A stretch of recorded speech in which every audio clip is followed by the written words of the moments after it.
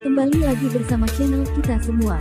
Jika Anda suka, jangan lupa komen, like dan subscribe, serta bila Anda berkenan, aktifin subtitlenya supaya ada tulisan teksnya. Kita langsung ke ceritanya. Perintah Kaisar Naga. Bab 5107-5112. Istana ke-8. Joseph, Jocelyn, dan Saul berada di aula, dan wajah mereka sangat jelek. Terutama Saul, yang wajahnya penuh ketakutan dan ketegangan. Di kursi utama istana ke-8, seorang biksu yang tampak sangat muda duduk di atasnya, memegang cangkir teh di tangannya dan minum teh dengan lembut. Orang ini adalah Master Istana ke-7 dari surga ketiga. Joseph dan dua lainnya menatap Master Istana ke-7 dengan sangat takut. Master Huo, jangan takut, saya hanya datang untuk menemui Anda. Saya mendengar bahwa Anda mengkhianati Istana Para Dewa, dan Master Istana ke-4 memberi tahu saya untuk datang dan melihatnya. Saya juga sangat ingin tahu, siapa sebenarnya yang bisa membuat Anda dengan tegas mengkhianati Istana Para Dewa. Master Istana ke-7 bertanya dengan ringan. Jika kami tidak mengkhianati Istana Para Dewa, kami tidak akan bisa bertahan hidup. Orang-orang seperti Anda dan saya, yang berada di luar Istana Para Dewa semakin sedikit mendapatkan sumber daya setiap saat. Dan kita tidak diperbolehkan menikah dengan ras lain. Ini adalah hal yang mandiri. Cepat atau lambat, Istana Para Dewa kita dan bahkan seluruh klan dewa akan kesepian. Joseph berkata kepada Master Istana ke-7. Beraninya kau. Master Istana ke-7 mengerutkan kening, melambaikan tangannya dengan ringan, dan Joseph terbang mundur dan jatuh dengan keras ke lantai. Pada saat ini, darah Joseph melonjak, dan dia hampir memutar matanya. Master Istana ke-7 adalah puncak dispersi negeri peri, yang sama sekali bukan sesuatu yang bisa ditangani Joseph. Ayah.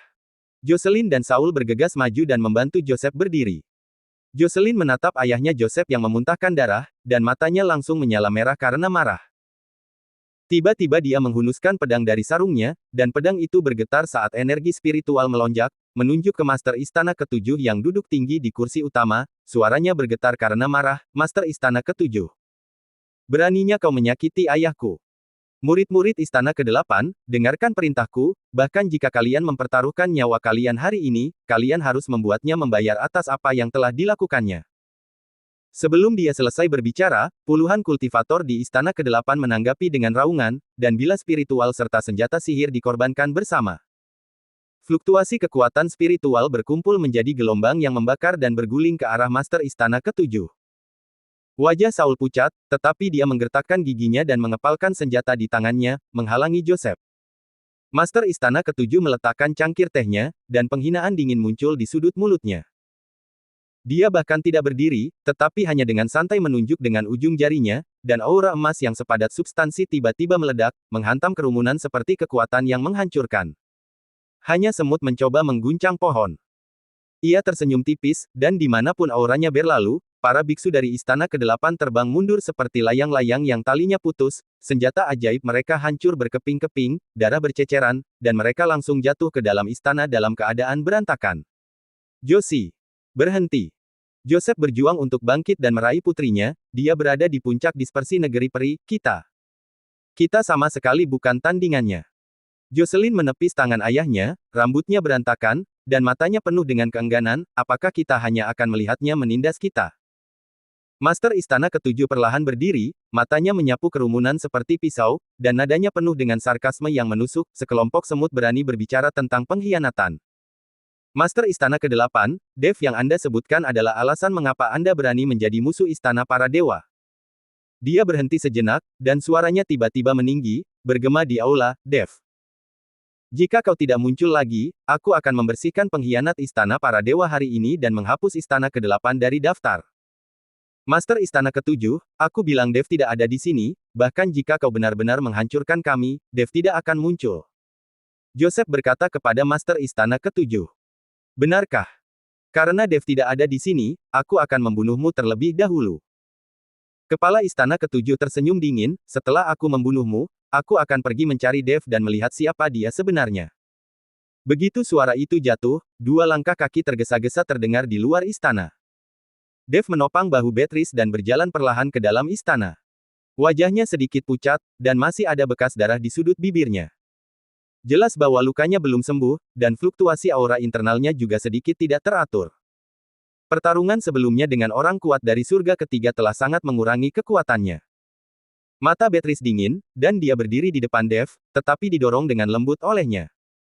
Mata Master Istana Ketujuh jatuh pada Dev, dan dia tampak sedikit terkejut. Dia tidak menyangka Dev begitu mudah. Apakah kamu Dev? Master Istana Ketujuh bertanya pada Dev. Ya. Dev mengangguk, siapa kamu? Master Istana Ketujuh, Istana Para Dewa, dan aku di sini untuk menemuimu hari ini. Kata Master Istana Ketujuh. Dev menatap Master Istana Ketujuh, tidak hanya tanpa rasa takut, tetapi juga dengan senyuman. Master Istana Ketujuh datang untuk menemuiku, aku merasa sangat terhormat. Nada suaranya santai, bahkan dengan sedikit godaan, yang membuat pupil Master Istana Ketujuh sedikit menyusut. Meskipun Dev di depannya memiliki aura yang tidak stabil, dia menunjukkan ketenangan yang telah mengalami hidup dan mati. Sikap tenang itu jelas bukan sesuatu yang bisa dimiliki oleh para kultivator biasa. Apakah kamu terluka? Tanya Master Istana Ketujuh. Dev mengangguk tanpa menyembunyikan apapun, aku baru saja membunuh beberapa kultivator dari surga ketiga. Mereka buta dan menyinggung perasaanku. Master Istana Ketujuh tercengang, lalu mencibir, apakah kamu orang yang paling sombong yang suka membual? Kultivator mana dari surga ketiga yang tidak berada di atas peringkat ketujuh dari alam dispersi negeri peri? Kamu bisa membunuh mereka. Di mata Master Istana Ketujuh, Dev hanya berada di peringkat keempat dari alam dispersi negeri peri, bagaimana dia bisa membunuh beberapa kultivator dari surga ketiga? Dia jelas-jelas membual untuk membuat dirinya malu. Membual. Dev terkekeh dan melangkah maju 2 langkah. Energi spiritual yang tersisa di tubuhnya tiba-tiba meledak. Meskipun belum mencapai puncaknya, itu juga membawa niat membunuh yang ganas. Aku hanya tahu bahwa siapapun yang menghalangi jalanku pantas mati. Master Istana Ketujuh, apakah kamu di sini hari ini untuk menguji pedangku atau mendengarkan alasanku? Kata-katanya setajam pisau. Master Istana Ketujuh terkejut oleh momentumnya sejenak, dan bergumam dalam hatinya, aura Dev jelas melemah, mengapa matanya begitu galak? Apakah dia memiliki pukulan balik? Saya mengikuti perintah Master Istana Keempat untuk melihat orang macam apa yang dapat membuat Istana Kedelapan berkhianat. Kata Master Istana Ketujuh. Sekarang setelah kamu melihatku, bisakah kamu pergi? Tanya Dev. Pergi. Master Istana Ketujuh mengangkat mulutnya, jika aku tidak pergi, apa yang dapat kamu lakukan?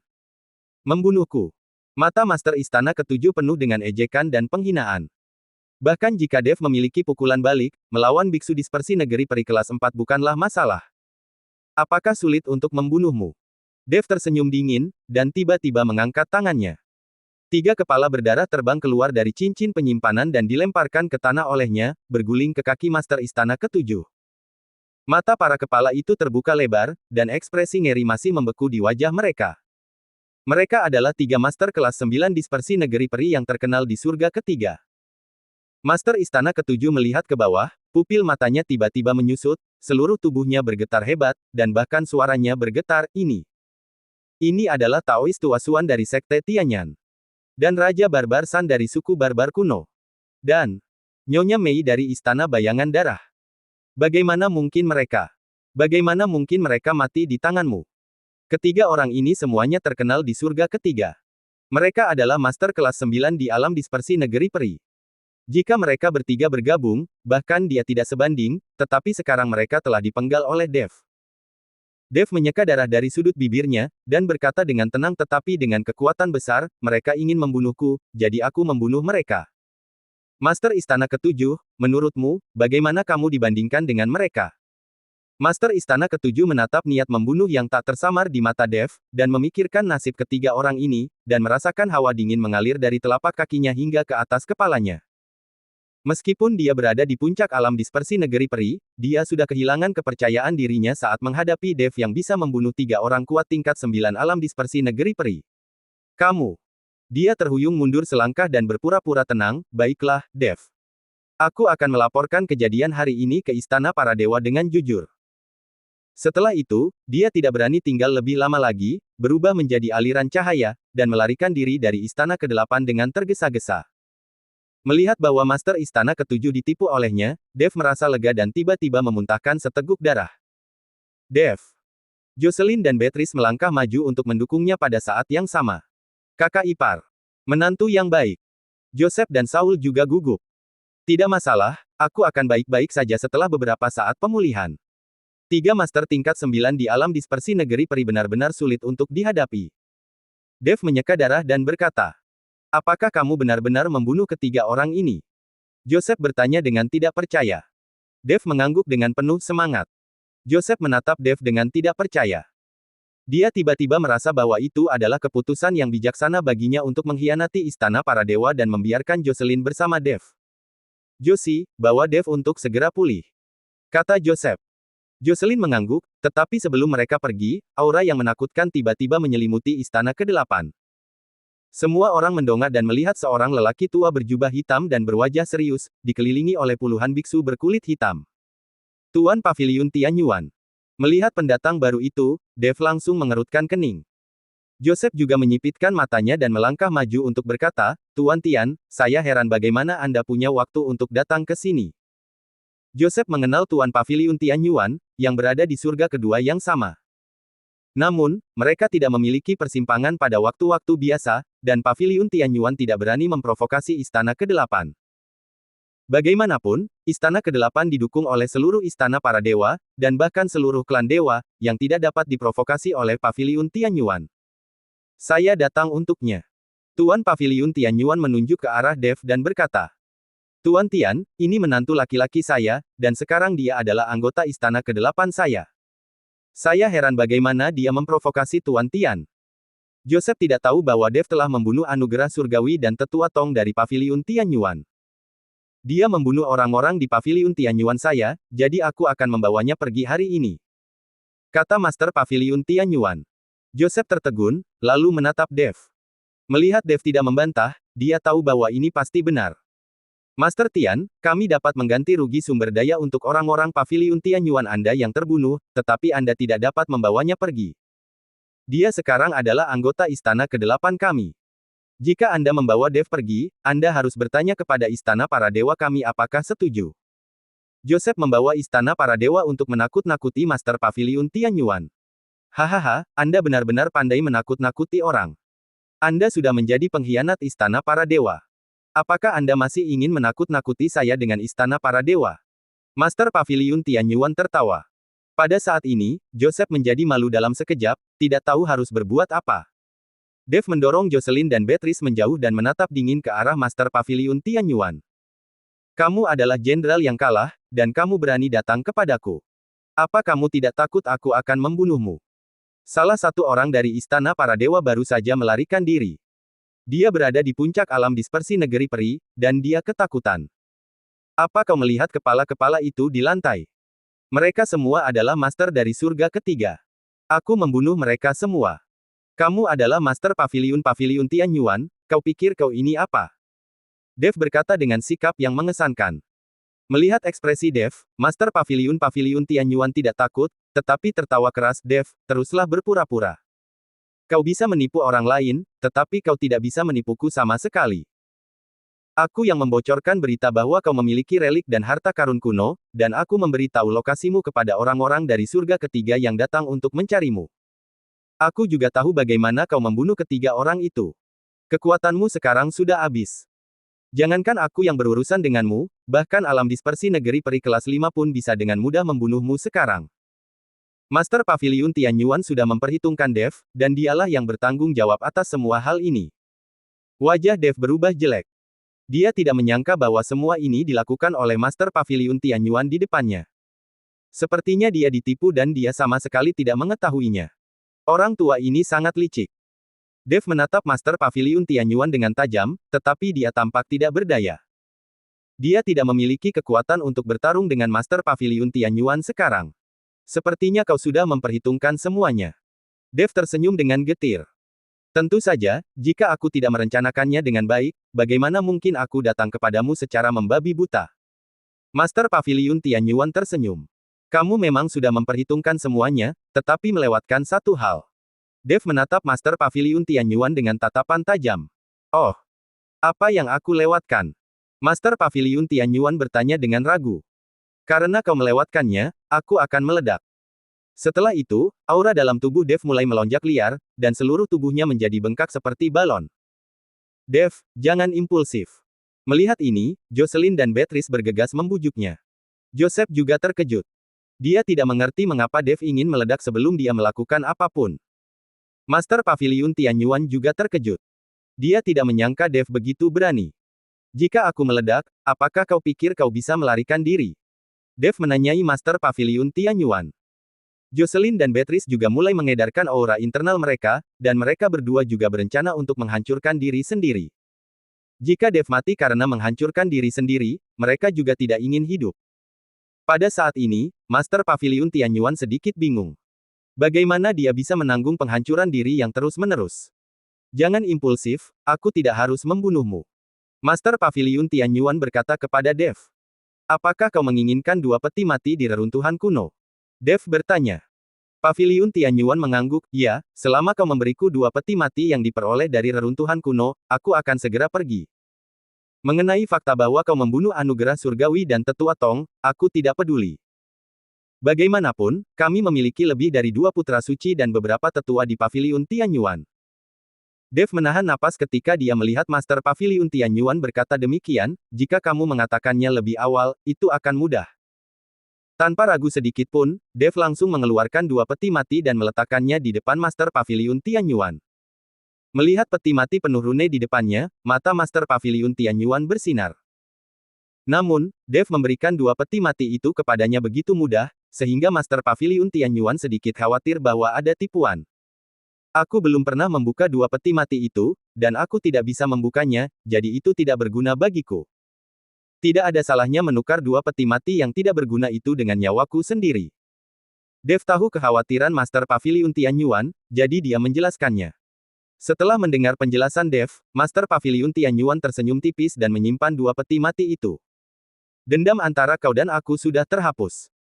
Setelah kepala Paviliun Tianyuan selesai berbicara, dia melambaikan tangannya dan menghilang bersama anak buahnya dalam sekejap. Melihat kepala Paviliun Tianyuan pergi, Dev menghela napas lega, tetapi dia merasa pusing dan hampir pingsan. Tubuhnya telah mencapai batasnya dan dia harus segera pulih. Kamu lindungi aku ingin pergi ke menara untuk memulihkan diri. Setelah Dev menjelaskan, dia langsung masuk ke menara penindas iblis untuk memulihkan diri. Puncak utama Paviliun Tianyuan selalu dikelilingi oleh awan dan kabut. Bangunan-bangunan di paviliun dibangun di dekat gunung, memancarkan suasana kuno dan hikmat. Ketika kepala Paviliun Tianyuan kembali dengan puluhan biksu berjubah hitam, murid-murid inti dari seluruh Paviliun Tianyuan telah berdiri di depan gerbang gunung menunggu. Namun, wajah kepala paviliun tidak memiliki keagungan seperti biasanya, tetapi memiliki kegembiraan yang sulit disembunyikan. 2 peti mati di lengan bajunya dengan rune kuno tampaknya berisi harta karun rahasia yang dapat menumbangkan struktur surga kedua. Master Paviliun, Anda kembali. Seorang tetua berambut putih maju ke depan, dan matanya tanpa sadar jatuh pada peti mati di tangan Master Paviliun, kebencian antara anugerah surgawi dan tetua Tong. Kita akan membahas itu nanti. Master Paviliun Tianyuan melambaikan tangannya, dengan sedikit kegembiraan yang tertahan dalam suaranya, sampaikan perintahku, segel area inti Paviliun Tianyuan, dan tidak seorang pun diizinkan untuk mendekat. Dia buru-buru berjalan langsung ke tempat peristirahatannya, Gua Zhangyuan. Pintu masuk gua ditutupi oleh beberapa lapis batasan, dan hanya Master Paviliun yang dapat masuk pada hari kerja. Di Gua Zhangyuan, udara perih begitu kaya sehingga hampir cair, dan dinding gua bertatahkan mutiara malam yang tak terhitung jumlahnya, menerangi seluruh ruang seperti siang hari. Master Paviliun dari Paviliun Tianyuan melambaikan tangannya untuk menyingkirkan batasan di pintu masuk gua, dan dengan hati-hati meletakkan kedua peti mati di platform giok di tengah gua. Rune di permukaan peti mati berkedip-kedip di bawah cahaya mutiara, memperlihatkan hawa dingin yang aneh, seolah-olah mereka sedikit berdenyut seperti kehidupan. Harta karun dari reruntuhan kuno. Master Paviliun dari Paviliun Tianyuan menggosok tangannya, dengan keserakahan di matanya, Dev, anak itu, tidak tahu nilai barang-barang, dan benar-benar menukar hidupnya dengan harta karun seperti ini. Dia sangat bodoh. Dia telah mendengar bahwa sering kali ada artefak atau ramuan yang menentang surga yang terkubur di reruntuhan kuno. Kedua peti mati ini sangat aneh sehingga pasti menyimpan harta karun rahasia yang menakjubkan. Dia menarik napas dalam-dalam, mengaktifkan kultivasinya seumur hidup, dan menekan telapak tangannya pada tutup salah satu peti mati yang diukir dengan pola burung phoenix misterius. Buka untukku. Aura mengalir ke dalam peti mati seperti air pasang, dan rune tiba-tiba meledak menjadi cahaya merah yang menyilaukan. Tutup peti mati mengeluarkan suara, mencicit, yang teredam dan perlahan bergeser ke satu sisi. Bau darah yang kuat dan menjijikkan langsung menyebar, bercampur dengan bau busuk dan dendam, yang membuat Master Pavilion tanpa sadar mundur setengah langkah. Dia menahan ketidaknyamanan dan melihat ke dalam. Tidak ada emas, perak, atau perhiasan di dalam peti mati, tetapi mayat wanita mengenakan jubah Phoenix yang robek. Mayat wanita itu memiliki wajah hijau tua, rambut panjang kusut seperti ular, dan kuku hitam dan tajam. Meskipun dia telah meninggal selama bertahun-tahun, matanya masih terbuka lebar, penuh dengan dendam dan keengganan. Yang lebih aneh lagi adalah tubuhnya tidak membusuk sepenuhnya. Sepertinya ada sesuatu yang merayap di bawah kulitnya, dan gumpalan udara hitam merembes keluar dari pori-porinya. Ini. Apakah ini mayat berdarah? Wajah Master Pavilion Tianyuan tiba-tiba berubah. Mayat berdarah adalah makhluk jahat kuno yang memakan saripati darah. Setelah kematian, kebencian tidak hilang dan dapat mengendalikan pikiran makhluk hidup. Dia hendak mundur dan menyegel peti mati, ketika bibir mayat wanita yang tertutup rapat itu tiba-tiba terbelah, memperlihatkan taring putih, dan kabut berwarna darah yang terlihat dengan mata telanjang tiba-tiba menyembur keluar dari mulutnya dan langsung menuju ke wajah Master Pavilion. Tidak bagus. Pupil Master Pavilion Tianyuan tiba-tiba menyusut, dan dia buru-buru mengaktifkan perisai besi hitam, tetapi kabut berwarna darah menembus perisai seperti makhluk hidup dan langsung masuk ke alisnya. Dia hanya merasakan kesadaran yang dingin tiba-tiba menyerbu ke dalam pikirannya, seolah-olah jiwa-jiwa yang penuh kebencian yang tak terhitung jumlahnya berteriak, matanya menjadi hitam, dan tubuhnya gemetar tak terkendali. Hampir pada saat yang sama, peti mati lain yang diukir dengan pola naga juga mengeluarkan suara, bang, yang keras, dan tutup peti mati itu terbang sendiri. Mayat laki-laki dengan jubah naga yang robek ada di antara mereka. Mayat laki-laki itu memiliki wajah yang mengerikan, pola mayat berwarna merah darah di sekujur tubuhnya, dan di lubang seukuran mangkuk di dadanya, jantung yang memancarkan udara hitam berdetak. Dia tiba-tiba membuka matanya, tidak ada pupil di matanya, hanya warna darah, dan raungan diam berubah menjadi gelombang suara, mengguncang seluruh gua Zhangyuan.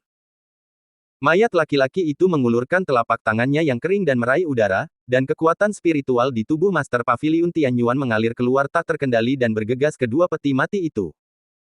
Kabut berwarna darah di mulut mayat perempuan itu terus menyatu dengan alis Master Pavilion Tianyuan, dan jantung hitam di dada mayat laki-laki itu dengan gila-gilaan menyerap vitalitasnya.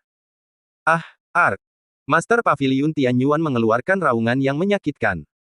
Dia dapat dengan jelas merasakan bahwa kesadarannya sedang terkikis, dan pikiran keras milik mayat berdarah itu memimpin. Tubuhnya mulai mengalami perubahan aneh, separuh wajahnya berubah menjadi biru tua, ditutupi dengan garis-garis mayat, dan kukunya menjadi lebih panjang dan runcing. Separuh wajahnya yang lain menunjukkan rona merah yang aneh, dan kulitnya sehalus kulit wanita. Suaranya juga menjadi androgini, terkadang dalam seperti pria, terkadang tajam seperti wanita. Hahaha. Akhirnya kita melihat cahaya lagi.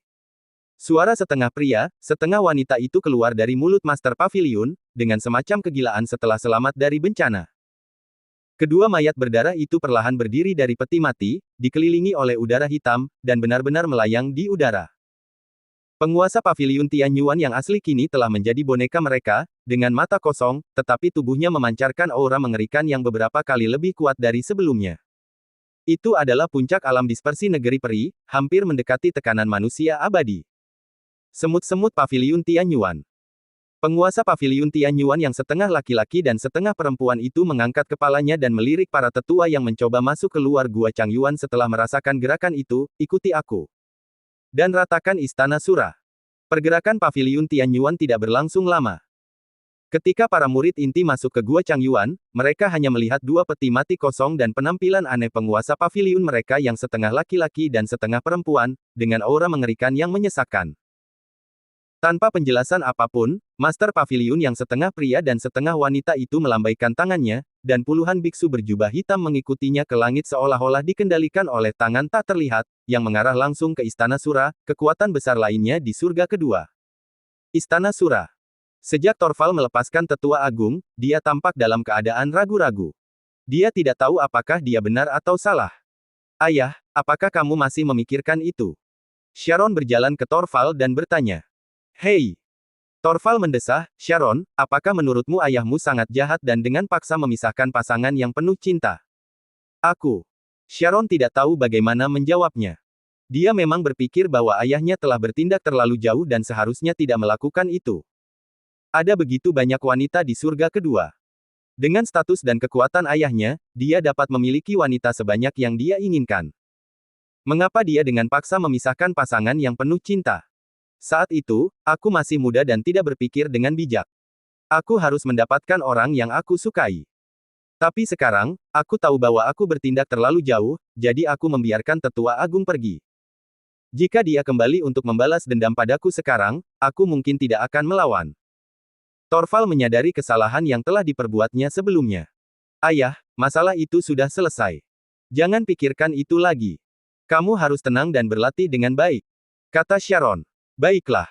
Torval mengangguk, lalu berdiri dan berencana untuk kembali berlatih. Namun saat ini, kabut berwarna darah tiba-tiba muncul di atas istana Sura dan melonjak dengan hebat. Bau darah yang lebih kuat dari kabut itu tercium di wajahnya. Torval berdiri di panggung tinggi di depan gerbang istana, menatap langit dengan cemberut. Sharon di sampingnya langsung mencabut senjatanya, memegang pedang haus darah erat-erat, darah di pedang itu berdenyut gelisah. Ayah, siapa yang datang? Auranya sangat mengerikan. Torval menggelengkan kepalanya dengan sungguh-sungguh, dia tidak tahu aura siapa ini. Sebelum dia selesai berbicara, puluhan bayangan hitam telah merobek awan dan melayang di atas istana Sura. Pemimpinnya adalah Master Paviliun Tianyuan yang setengah pria dan setengah wanita. Dia dikelilingi oleh udara hitam, setengah wajahnya gelap dan mengerikan, dan setengah lainnya lembut seperti orang sakit. Tidak ada emosi di matanya, hanya kegilaan berdarah. Torval. Suara setengah pria dan setengah wanita bergema di antara langit dan bumi, dengan campuran nada pria dan wanita, yang sangat aneh. Serahkan kristal darah Sura. Kalau tidak, istana Sura akan musnah hari ini.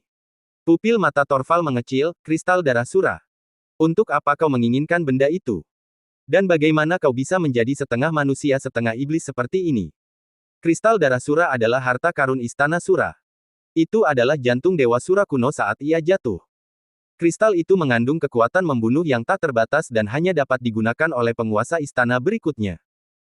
Meskipun Paviliun Tianyuan dan Istana Sura selalu berselisih, Paviliun Tianyuan tidak membutuhkan kristal darah Sura. Mengapa tiba-tiba memintanya? Terlebih lagi, penguasa Paviliun Tianyuan di depannya telah mencapai puncak alam dispersi negeri peri, dan bahkan memiliki sedikit tekanan dari keabadian duniawi. Bersambung.